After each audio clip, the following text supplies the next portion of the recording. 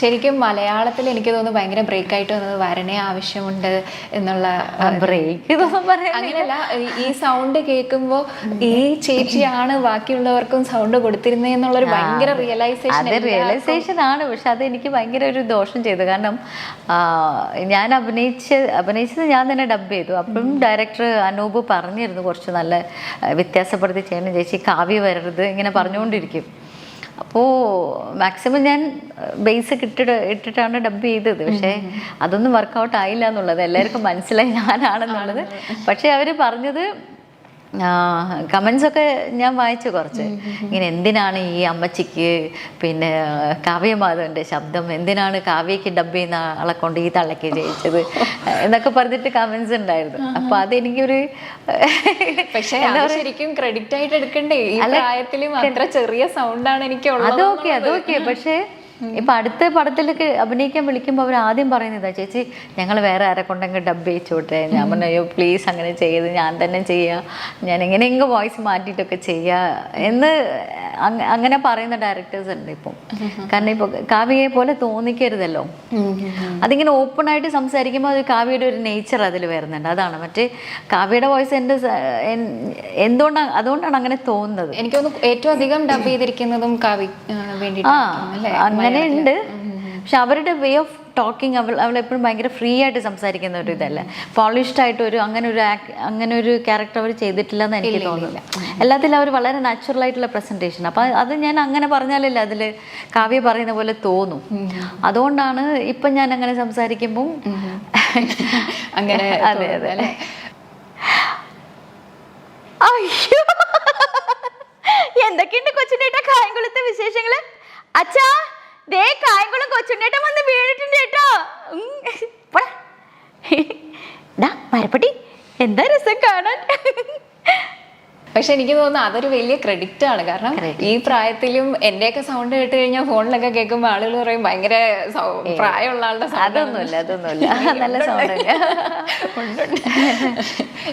എനിക്കത് ശാലിനിയുടെ വോയിസ് ചെയ്തത് ബേബി ശാലിനി ആയിരുന്നപ്പോഴും വലുതായിരുന്നപ്പോഴും ശാലിനിക്ക് വേണ്ടി ചേച്ചി തന്നെ വോയിസ് കൊടുക്കണം എന്ന് ഫാസിൽ സാറിനൊരു നിർബന്ധമായിരുന്നു. അല്ല ഫാസിൽക്കയുടെ നിർബന്ധം കൊണ്ട് ചെയ്തതല്ല അത്. ചെറുപ്പത്തിൽ ഞാൻ ചെയ്തിട്ടുണ്ട്. ഈ ശാലിനി ഹീറോയിനായിട്ട് അവർ ഇൻട്രൊഡ്യൂസ് ചെയ്യുന്ന സമയത്ത് ഒരു പുതിയ വോയിസ് ഇൻട്രൊഡ്യൂസ് ചെയ്യണമെന്നായിരുന്നു ഫാസിൽക്കയുടെ ആഗ്രഹം. അങ്ങനെ കുറേ പേര് അവർ ടെസ്റ്റ് ചെയ്തിരുന്നു. ഈവൻ സിംഗേഴ്സിനെ വരെ വെച്ചിട്ട് നോക്കണം എന്നുള്ള അഭിപ്രായത്തിലൊക്കെ ആയിരുന്നു. അപ്പോൾ അങ്ങനെ ആരോ പറഞ്ഞു ഇല്ല ഒന്ന് ശ്രീജയെ വെച്ചിട്ടൊന്ന് നോക്കാം എന്ന് പറഞ്ഞിട്ടാണ് എന്നെ വിളിച്ചിട്ട് ഒരു ടെസ്റ്റാണ് ആദ്യം എടുത്തത്. അപ്പോൾ ഫാസിൽക്കൊക്കെ ഇഷ്ടമായി. ഓക്കെ എന്നാൽ ഇത് വെച്ച് കണ്ടിന്യൂ ചെയ്യാം. അങ്ങനെ എനിക്ക് കിട്ടിയൊരു ഒരു വരമാണ്, ഒരു ബൂണാണ് അത്. അതിൽ തന്നെ എനിക്ക് അവാർഡും കിട്ടി. എപ്പോഴെങ്കിലും ശാലിനി ഇൻ പേഴ്സൺ വിളിച്ച് താങ്ക്സ് ഒക്കെ പറഞ്ഞിട്ടുണ്ടോ? കാരണം നേരിട്ട് കണ്ടപ്പോൾ ഭയങ്കരമായിട്ട് ഇഷ്ടം പറഞ്ഞിട്ടുണ്ട്. പിന്നെ ആർട്ടിസ്റ്റുകളൊക്കെ ഓഡിയൻസൊക്കെ എൻ്റെ ഫാൻസൊക്കെ വിളിച്ചിട്ട് ശാലിനി തന്നെയാണ് ഡബ് ചെയ്തതെന്നാണ് വിചാരിച്ചതെന്നൊക്കെ പറയാതെ, തമിഴിൽ പ്രത്യേകിച്ച്. അല്ല ഇപ്പം ഇത് അല്ലാതെ ബാക്കി എല്ലാ ഫാൻസും ശബ്ദമാണ്. അപ്പം അങ്ങനെ ഫാൻസ് അസോസിയേഷൻ എന്നൊക്കെ എനിക്ക് ലെറ്റർ വന്നിട്ടുണ്ട്, ശാലിനി ഫാൻസ് അസോസിയേഷൻ എന്ന്. ഇങ്ങനെ നിങ്ങൾ തന്നെ ഞങ്ങളുടെ മാഡത്തിന് ചെയ്യണം, വളരെ നന്നായിട്ടുണ്ടെന്നൊക്കെ പറഞ്ഞിട്ട് അങ്ങനെയൊക്കെ ഉണ്ടായിട്ടുണ്ട്. അതൊക്കെ ഒരു ഭയങ്കര ക്രെഡിറ്റ് അല്ലേ. അതുപോലെ തന്നെ തല അജിത്ത് വന്നിട്ട് ഒരു വട്ടം എൻ്റെ വൈഫിന് ചെയ്തതിന് ഭയങ്കര താങ്ക്സ്. അതും അവരുടെ കല്യാണം കഴിയുന്നതിന് മുന്നേ ആയിരുന്നു. അതെ അതെ അതെ. ആ ഒരു എക്സ്പീരിയൻസ് ഒരുമിച്ച് അഭിനയിച്ചിട്ടുണ്ട് അല്ലേ അജിത്തിന്റെ കൂടെ വേതാളത്തില്? എങ്ങനെയായിരുന്നു ആ ഒരു എക്സ്പീരിയൻസ്? അജിത്ത് എന്ന് പറഞ്ഞാൽ ഭയങ്കര ഡൗൺ ടു എർത്ത് പേഴ്സൺ ആണ്. അത് ഞാൻ ശരിക്കും ആ പടത്തിൽ അഭിനയിക്കാൻ പോകുമ്പോൾ അദ്ദേഹം ഒരു സ്ട്രെച്ചറിൽ കിടന്നിട്ട് ഇങ്ങനെ എന്തൊരു ആക്സിഡൻറ്റ് സീൻ എന്തോ കഴിഞ്ഞിട്ട് സ്ട്രെച്ചറിൽ കിടന്ന് ഹോസ്പിറ്റലിലേക്ക് വരുന്ന പോലെ ഒരു ഷോട്ടാണ്. അപ്പം ഞാൻ അതിൽ നേഴ്സാണ്. അപ്പം ഞാനിങ്ങനെ വരുമ്പോൾ എന്നെ കണ്ടിട്ട് അദ്ദേഹം ഒരു കയ്യിൽ കോഫി എന്തോ വെച്ചിട്ട് കുടിക്കുന്നുണ്ട്. അത് കാരണം ഈ കയ്യിലിങ്ങനെ കെട്ടിട്ടിട്ടുണ്ട്. എനിക്ക് കൈ തരാൻ പറ്റാത്തതുകൊണ്ട് ഹലോ മാഡം എന്തോ വിളിച്ചിട്ട് ഇങ്ങനെ ഈ കൈ തരാൻ പറ്റാത്തതുകൊണ്ട് ഇങ്ങനെ ആക്കിയിട്ട് എന്നെ വിഷ് ചെയ്തിരുന്നു. അപ്പം ഞാൻ ഭയങ്കരമായിട്ട് എനിക്ക് വല്ലാതൊരു അതല്ല അങ്ങനെയൊക്കെ വലിയൊരു സ്റ്റാറല്ല അദ്ദേഹം. ആ കിടന്നിടയ്ക്കെന്ന് ഇങ്ങനെ എണീറ്റിട്ട് ഒരു കയ്യിൽ കപ്പ വരെ എന്തോ ഒരു സാധനം ഉണ്ടായിരുന്നു അല്ലേ, അങ്ങനെ കൈ തരാൻ പറ്റാത്തൊരു ഫീലായിരുന്നു. അങ്ങനെ അദ്ദേഹമൊക്കെ അങ്ങനെ എണീറ്റ് നമ്മളാര് അത്രയ്ക്കും ഡൗൺ ടു എർത്ത് പേഴ്സൺ ആണ്. റെക്കഗ്നൈസ് ചെയ്തായിരുന്നു ചേച്ചി തന്നെയാണ്, കാരണം ആദ്യം കാണുന്നത് പണ്ടത്തെ ആ മൂവി ശാലിനിയുടെ ചെയ്യുമ്പോഴാണ്. അതെ, അത് പക്ഷേ എനിക്കൊന്ന് ഡയറക്ടേഴ്സ് ആരോ പറഞ്ഞിട്ടുണ്ടാവും ഞാനാണെന്നുള്ളത് പറഞ്ഞാണ്, ഇല്ലെങ്കിൽ പെട്ടെന്ന് തന്നെ കാണുമ്പോൾ ഓർമ്മിക്കാനുള്ള ബന്ധമൊന്നും ഇല്ലല്ലോ, എപ്പോഴോ കണ്ടതല്ലേ. അങ്ങനെ ഒരു നല്ലൊരു എക്സ്പീരിയൻസ്. അതെ, വേറെ ആരൊക്കെയാണ് ഇങ്ങനെ ഇൻ പേഴ്സൺ വിളിച്ചിട്ട് താങ്ക്സ് പറഞ്ഞിട്ട് ഇപ്പോഴും ചേച്ചിക്ക് അത് ഭയങ്കര ഹാപ്പിനെസ് ആയിട്ട് ഓർത്തിരിക്കുന്നത്? റോമ പറയാറുണ്ട്, ഫസ്റ്റ് പടം തൊട്ട് ആ കുട്ടി എൻ്റെ അടുത്ത് വളരെ സന്തോഷമായിട്ട് പറയാറുണ്ട്. ഇപ്പം അടുത്ത് അഭിനയിച്ച പടത്തിലും ചേച്ചി എന്നെ ചെയ്യണമെന്നും വിളിച്ച് പറഞ്ഞിരുന്നു, ഒരു വെള്ളയപ്പോ അങ്ങനെ എന്തൊരു പടമില്ല, പക്ഷെ അത് വേറെ ആരോ ചെയ്തത്. ആ കുട്ടിയുടെ ഒരു ആഗ്രഹം അങ്ങനെ ആയിരുന്നു. ഒരുപാട് താങ്ക്സ് ഒക്കെ എപ്പോഴും വിളിച്ച് പറയാറുണ്ട്. പിന്നെ മിത്ര കുര്യൻ വിളിക്കാറുണ്ട് സന്തോഷം പറയാൻ വേണ്ടിയിട്ട്. പിന്നെ ഗോപിക വിളിച്ചിട്ടുണ്ട്. വേറെ കാവ്യ ഇപ്പം അടുത്ത സമയത്തൊക്കെ, അടുത്തല്ല മറ്റേ വെള്ളരിപ്രാവിൻ്റെ ചങ്ങാതിക്ക് ആ സമയത്തൊക്കെ വിളിച്ച് താങ്ക്സ് പറഞ്ഞിട്ടുണ്ട്. കുറച്ച് പേരങ്ങനെ തമിഴിൽ ദേവയാനി, സുവലക്ഷ്മി, അവരൊക്കെ അങ്ങനെ പറയാം. ഒരു ഏറ്റവും വന്ന ഒരു ക്യാരക്ടറിൽ ഏറ്റവും അധികം ഹാപ്പിനെസ് തോന്നിയ ഒരു ക്യാരക്ടർ, അതായത് എനിക്കിത് ചെയ്യാം, അതായത് ആ ഒരു ഓഫർ കിട്ടിയല്ലോ എന്ന് അങ്ങനെ എന്തെങ്കിലും ഉണ്ടോ? അങ്ങനെയൊന്നും പ്രത്യേകിച്ച് അങ്ങനെ ഓർമ്മയില്ലല്ലേ. എന്താ അറിയോ, നമ്മളിതൊരു ഒരു ജോലിയായിട്ടാണ് നമ്മൾ കാണുന്നത്, പക്ഷെ എന്നാലും അതൊരു കലയാണ്. അത് ഇപ്പോൾ ഫോർ എക്സാമ്പിൾ ഈ ഒരു സാൻസ്ക്രിറ്റ് ഫിലിം തയ, അത് ചെയ്യാൻ പറ്റിയല്ലോ എന്ന് എനിക്കിപ്പോൾ ഭയങ്കര ഒരു സന്തോഷമുണ്ട്. കാരണം ചിലപ്പോൾ എല്ലാ ഡബ്ബിങ് ആർട്ടിസ്റ്റുകൾക്കും ആ ഒരു ഓഫർ കിട്ടിയെന്ന് വരില്ല. അപ്പോൾ എനിക്കങ്ങനെ ഒരു ബൂൺ കിട്ടിയല്ലോ, ആ ഒരു അവസരം എനിക്ക് കിട്ടിയതിൽ എനിക്ക് പറയാൻ പറ്റിയ ആ ഡയറക്ടറും ആ ടീമും ഒരുപാട് അഭിനന്ദിച്ച് എന്നോട് പറഞ്ഞു വളരെ നന്നായിട്ടുണ്ടെന്നൊക്കെ. അപ്പോൾ അതിപ്പോൾ ഫെസ്റ്റിവലിലൊക്കെ 1-2 സ്ഥലത്ത് പോയിട്ടുണ്ടെന്നൊക്കെ പറഞ്ഞു. അപ്പോൾ അത് നമുക്കറിയാത്തൊരു ഭാഷ ആ നായികയ്ക്ക് വേണ്ടി ഡബ് ചെയ്ത് അവർക്ക് തൃപ്തിയാണെന്ന് പറയുന്നത്, അതുമല്ല ഇപ്പോൾ ഈ ഒരു അടുത്ത സമയത്ത് എനിക്കത് ഭയങ്കര അതിലൊരു എക്സൈറ്റ്മെൻ്റ് ഉണ്ട്. ചേച്ചിയെ സംബന്ധിച്ചിടത്തോളം ചേച്ചിയുടെ ലൈഫിൽ എന്താണ് സക്സസ്, അതായത് ചേച്ചി ഫീൽ ചെയ്തിട്ടുള്ളത്?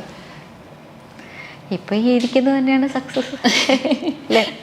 ഇത്രയും കാലം ഇന്നും ഇപ്പോൾ 45 വർഷം ഫീൽഡിലായിട്ടും ഇന്നും എനിക്ക് ഇപ്പം അടുത്ത് ഞാൻ ശ്യാം സിംഗ് റോയ് എന്ന് പറഞ്ഞ പടത്തിൽ സായി പല്ലവിക്ക് വേണ്ടി ഡബ് ചെയ്തു. ഇപ്പോഴും വേറെ ഒരു പടം ഡബ് ചെയ്തുകൊണ്ടിരിക്കുന്നവർക്ക് വേണ്ടി. അപ്പം അങ്ങനെ ചെയ്യാൻ പറ്റുന്നുണ്ട്, ഈ ഫീൽഡിൽ തന്നെ ഇപ്പോഴും നിൽക്കാൻ പറ്റുന്നെന്നുള്ളത് തന്നെയാണ് ഒരു കണക്കിന് സക്സസ് തന്നെ. ഇപ്പോൾ ലെഗസി കീപ്പ് ചെയ്യാണ് ചേച്ചിയുടെ അമ്മ, ചേച്ചിയുടെ മകള്, എല്ലാവരും ഒരു ലെഗസി കീപ്പ് ചെയ്ത് പോവാണ്.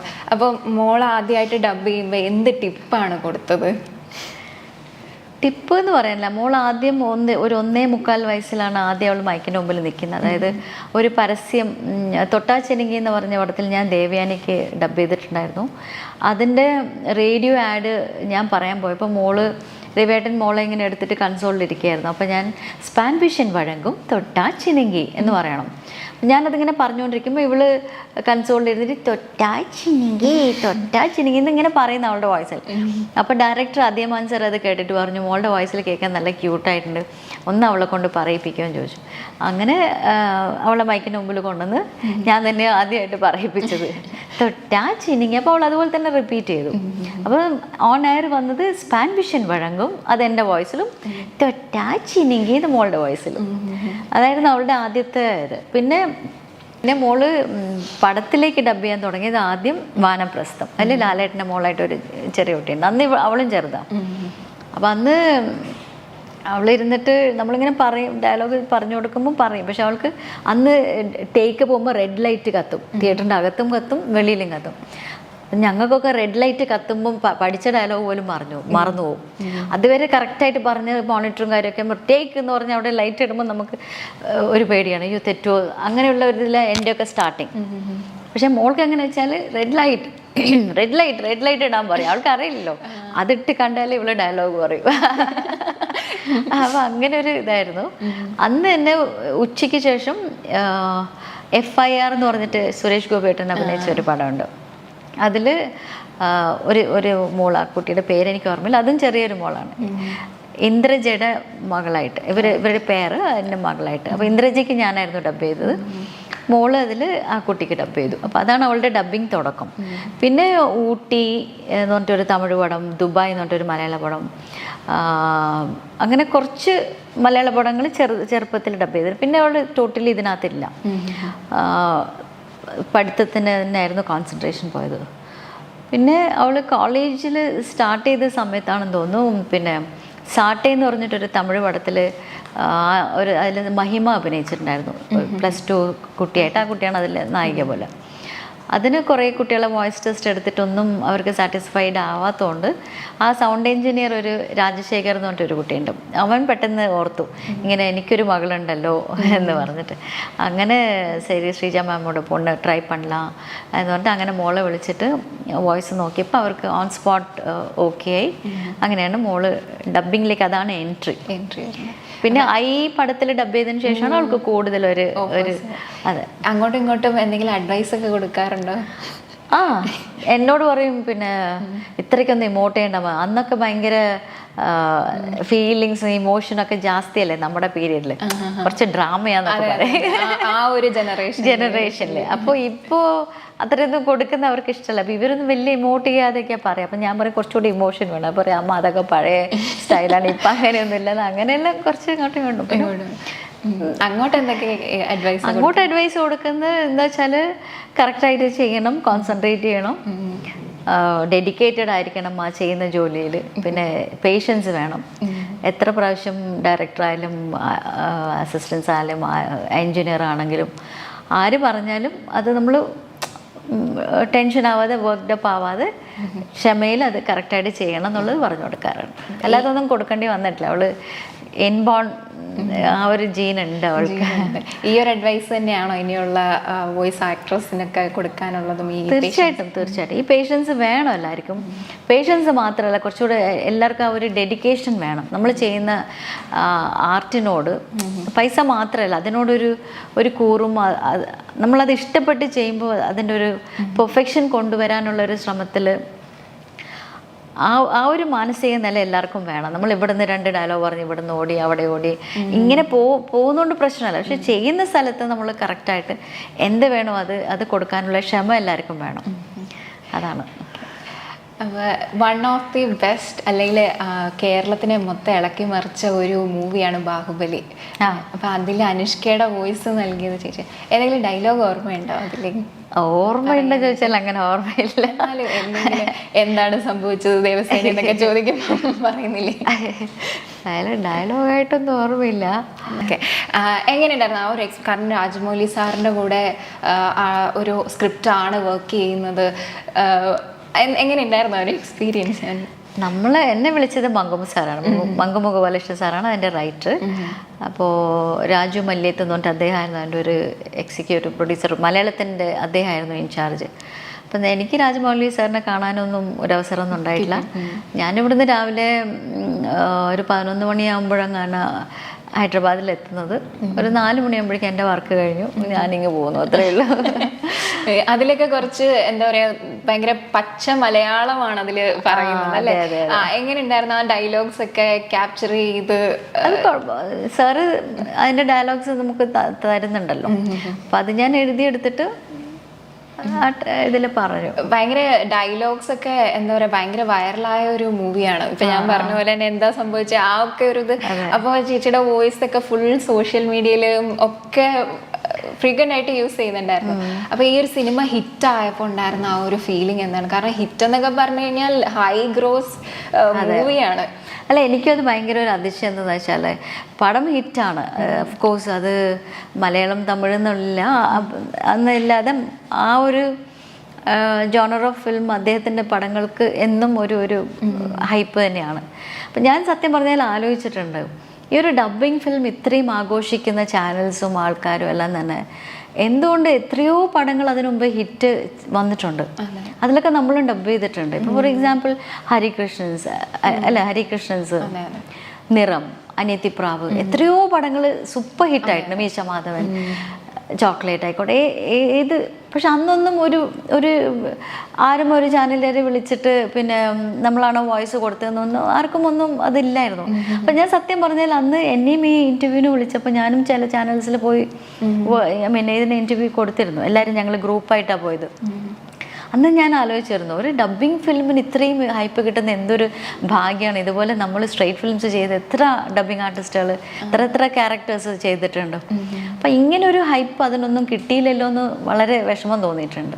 ശാലിനി, മാധു, ചാർമിള, സുനിത, നയൻതാര, കാവ്യ മാധവൻ തുടങ്ങി 125-ലേറെ നായികമാർക്ക് ശബ്ദം നൽകിക്കഴിഞ്ഞ് 45 വർഷത്തിലധികമായി മലയാള സിനിമയുടെ ഭാഗമായി തുടരുകയാണ് ഡബ്ബിംഗ് ആർട്ടിസ്റ്റായ ശ്രീജ രവി. മലയാളത്തിൽ മാത്രമല്ല തമിഴിലും മികവ് തെളിയിച്ച ഡബ്ബിംഗ് ആർട്ടിസ്റ്റാണ് ശ്രീജ. 1983-ൽ പുറത്തിറങ്ങിയ ഭരതൻ സംവിധാനം ചെയ്ത കാറ്റത്തെ കിളിക്കൂടിലൂടെയാണ് ശ്രീജയുടെ ശബ്ദം നായികയുടേതായി വരുന്നത്. കരിയറിന്റെ തുടക്കകാലത്തെ അനുഭവങ്ങൾ നിരവധി തവണ ശ്രീജ പങ്കുവച്ചിട്ടുമുണ്ട്. കാവ്യയ്ക്കാണ് ഏറ്റവും അധികം സിനിമകൾ ഡബ്ബ് ചെയ്തിട്ടുള്ളത്. അതുകൊണ്ട് തന്നെ താൻ അഭിനയിച്ചു തുടങ്ങിയപ്പോൾ കാവ്യയുടെ ശബ്ദം വരരുത് എന്ന് പല സംവിധായകരും തന്നോട് പറഞ്ഞിട്ടുണ്ട് എന്ന് ശ്രീജ പറയുന്നുണ്ട്. മാത്രമല്ല പല നായികമാരും താൻ തന്നെ ഡബ്ബ് ചെയ്യണമെന്ന് തന്നോട് ആവശ്യപ്പെട്ടിട്ടുണ്ട്. ഇതിനെക്കുറിച്ചും ശ്രീജ രവി മനസ്സ് തുറക്കുകയാണ്.